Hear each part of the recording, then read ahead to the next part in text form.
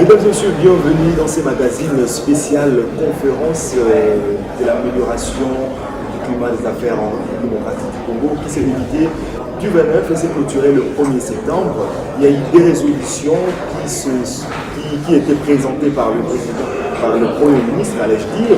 Alors nous recevons les conseillers techniques spéciaux du Premier ministre qui étaient comme organisateurs techniques de cette conférence pour qu'ils nous disent est-ce que ces résolutions seront mises en application, parce qu'il y a eu beaucoup de conférences tenues en République démocratique du Congo et ces résolutions souvent ne sont pas prises en compte.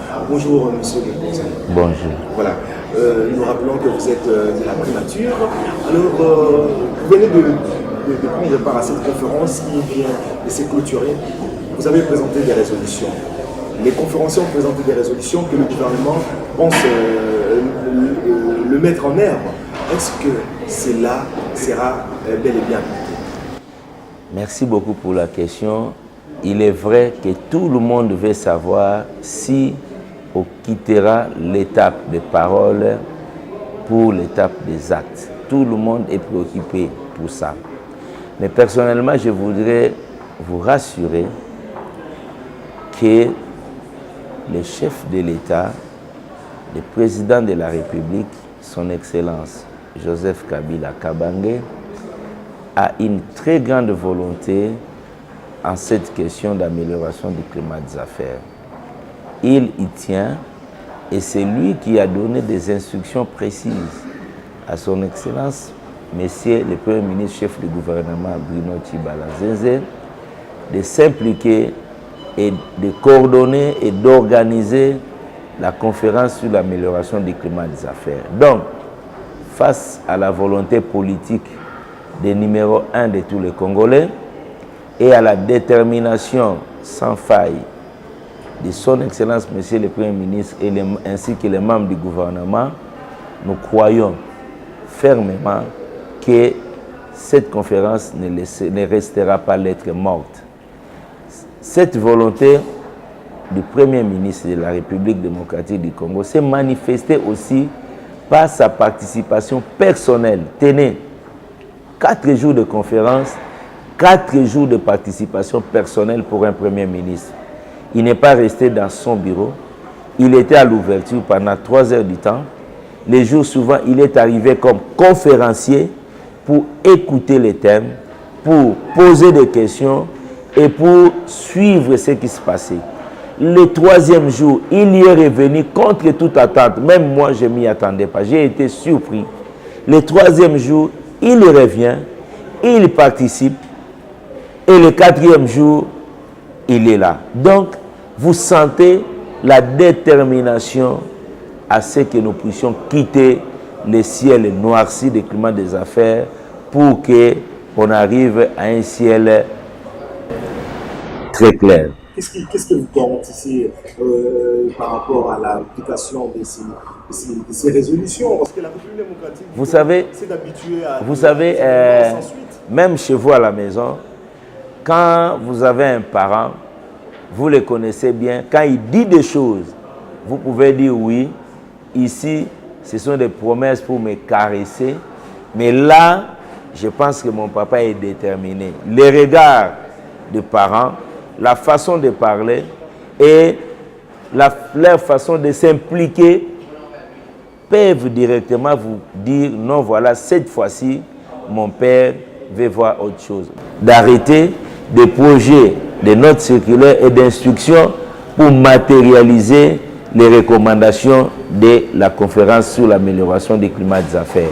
En plus, il a été décidé de la création d'un bureau national du suivi du climat des affaires. Ça, c'est une première fois dans l'histoire de notre pays que le chef de l'exécutif, que le chef du gouvernement, décide d'avoir à ses côtés tout un bureau, toute une structure chargée de suivre le climat des affaires. Ça signifie quoi?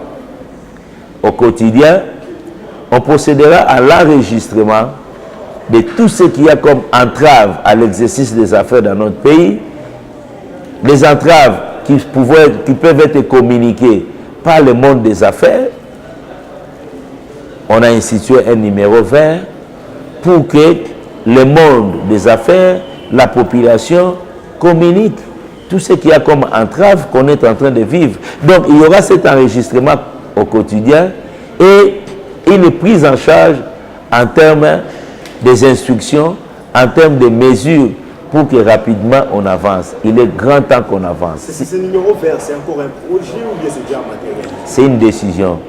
C'est une décision et les choses sont en train d'être concrétisées avec les sociétés de communication. Je crois que c'est une question de jours, si pas des heures. Monsieur le conseiller, vous êtes sûr que l'exercice frontalier, les transactions avec le fraude fiscale, tout ça, le gouvernement Bruno Tshibala, à l'issue de cette conférence, mettra fin à toutes ces manœuvres? Je vous ai répondu, j'ai vu la volonté et j'ai vu la détermination. Quand, au niveau d'un État, le numéro 1 d'entre vous a une volonté ferme, et vous voyez le gouvernement s'impliquer, a une détermination, pourquoi ne pas y croire? Qu'est-ce que moi je peux dire de plus? Je sais, tout le monde revient sur la même question. Est-ce qu'on passera? Est-ce qu'on passera aux mesures pratiques? Est-ce qu'on va les appliquer? Croyez cette fois-ci. Il y a certaines réalités qui nous renvoient à se poser des questions pareilles. Il y a eu des conférences, il y a eu des résolutions. D'ailleurs, pour l'amélioration du climat des affaires, ce n'est pas la première. Il y en a eu autant. Les résolutions, il y en a eu également. Mais la réalisation sur terrain, par quelle magie? Qui les ont organisées? Quelle était leur détermination? À chacun sa façon de faire. Il y en a qui se plaisent dans les discours pour que les gens écoutent, pour que les gens pensent qu'ils sont en train de travailler. Il y a d'autres qui disent et qui matérialisent. Moi, je crois que la matérialisation, elle est là. Déjà, pendant que nous sommes en conférence, même avant que nous soyons en conférence, il y a eu des décrets, des arrêtés, des notes circulaires, dans le cadre des 28 mesures urgentes du gouvernement pour améliorer le climat des affaires, pour assainir les milieux économiques. Ça a été fait. À vous la presse aussi, à vous la presse, de faire large écho de toutes ces mesures. Tout commence aussi par la prise de connaissance. Oui. Monsieur Chine, vous êtes conscient que le climat des affaires est tributaire au climat politique? À l'heure actuelle, où nous voyons les climats politiques aussi influent avec les débats politiques, est-ce que vous allez facilement vous en sortir? Je ne suis pas d'avis de ceux-là qui pensent qu'il faut lier le climat des affaires avec la situation politique. Je ne suis pas d'avis. La Belgique a fait 2 ans dans une situation politique tourmentée, sans gouvernement, mais la situation économique, le climat des affaires a fait des pas. Dans beaucoup de pays, les problèmes politiques, il y en a partout. Il n'y a pas que la RDC. Les problèmes politiques, il y en a partout, aux États-Unis, en France, à tout moment. Et c'est pour autant que l'exercice des affaires n'évolue pas bien. Il faut qu'on puisse faire les distinguos. Moi, je pense que le climat des affaires n'a rien à voir avec la situation politique. Peut-être, vous pourrez parler de la situation sécuritaire. Oui, là, on peut discuter. Mais la situation politique, si les politiciens ont des problèmes entre eux et la situation politique de ces pays, nous ne pouvons pas nous lasser pour améliorer le climat des affaires, pour autant que les éléments que nous avons dans le climat des affaires n'ont rien à voir avec la politique. Ce sont des éléments économiques. Alors dites-nous, quels sont les éléments présentés au cours de ces résolutions qui flatteraient les investisseurs étrangers de revenir à Paris? On a dit recenser les entraves et envisager des voies et moyens. 44 résolutions, je ne peux pas tout avoir en tête. 44 résolutions partant de la création d'entreprises, de la vie d'entreprise jusqu'à la fin, jusqu'à la fin d'une entreprise. On a passé en revue les entraves et avec le monde des affaires.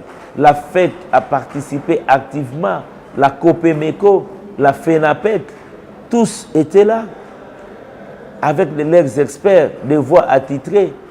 Ils ont fait les diagnostics et qui vivent le climat des affaires.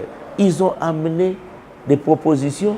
Le monde de l'administration publique qui interviennent dans le cadre des affaires, la DGI, la DGRAD, la DGDA, les régies financières des provinces représentées par la DGRK, l'administration des affaires foncières, l'administration de l'urbanisme et habitat, les FPI, les banques pour le financement de l'économie. Tout le monde était là.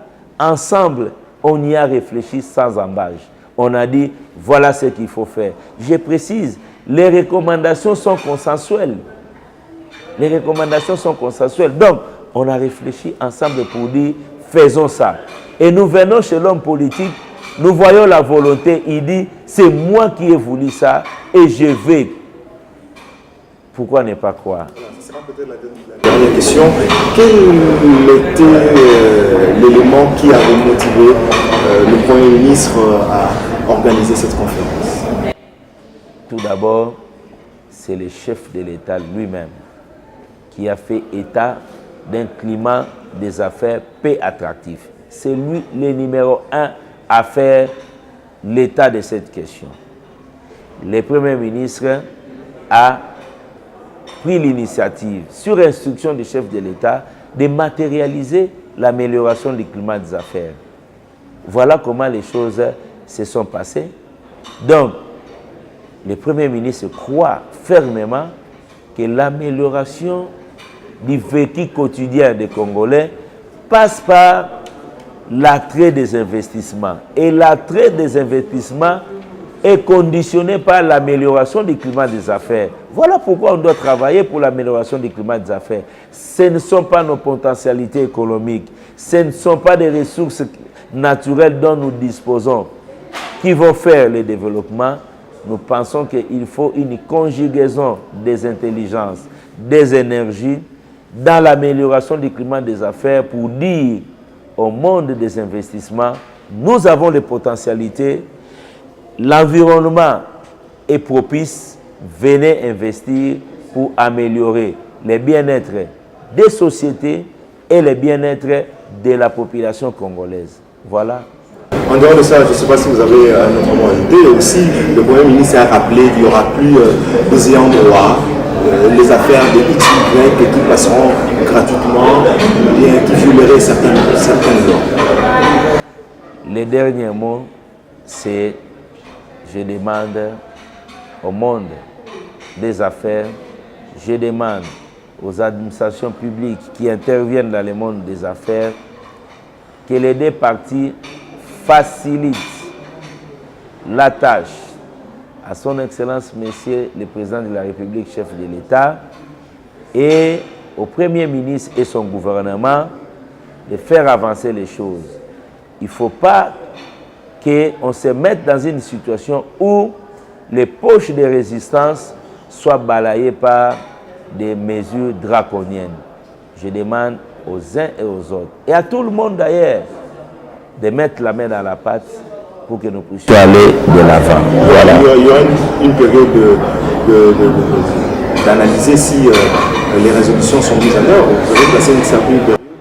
Je souhaite que nous puissions, après 3 mois, faire une évaluation. Ce serait une bonne chose. Si vous revenez, vous nous demandez, 3 mois après la conférence sur l'amélioration du climat des affaires, où en sommes-nous? Comme ça, on pourra faire le bilan ensemble. C'est ce que je peux vous dire. Merci beaucoup, monsieur. Merci.